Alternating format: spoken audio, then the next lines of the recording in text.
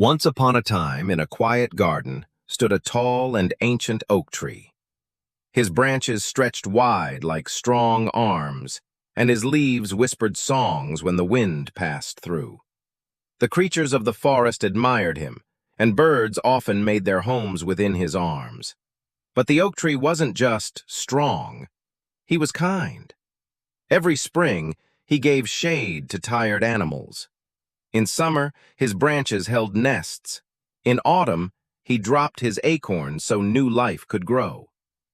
Among all his visitors, the one who loved him the most was a little nightingale. She would sit on his branch every evening and sing the sweetest songs. "You sing beautifully," the oak would say.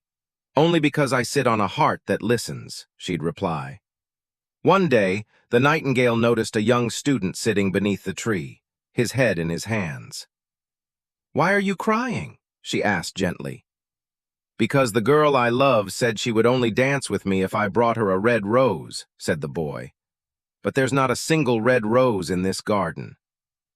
The nightingale flew to the rose bushes. White roses, yellow roses, pink ones, but no red rose. Heartbroken for the boy, the nightingale returned to the oak tree. "There is only one way to make a red rose," whispered the wind. "You must sing with your heart pressed to a thorn, and give your life for it." The oak tree trembled. "Don't do it," he said. "Your life is too precious." "But love is worth the price," said the nightingale softly. That night, as the moon rose, the little nightingale pressed her breast to a thorn of the white rose and began to sing. She sang of hope, of sorrow, of true love. Her song grew weaker as the thorn pierced deeper. The rose slowly turned red, petal by petal, until it was as red as blood. With her final breath, the nightingale sang one last note and fell silent forever. In the morning, the boy awoke to find the most perfect red rose lying beside him. Overjoyed, he picked it up and ran to the girl. "Here," he said, "I brought you a red rose." But the girl frowned.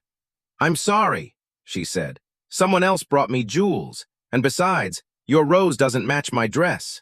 She walked away. The boy stared at the rose, then threw it into the gutter. "Love is foolish," he muttered. "I shall study logic instead." The oak tree stood in silence. His branch, once home to the sweetest voice, now felt empty. Moral: true love gives without asking. And sometimes, the world doesn't notice the greatest sacrifices. But even in silence, real love sings forever.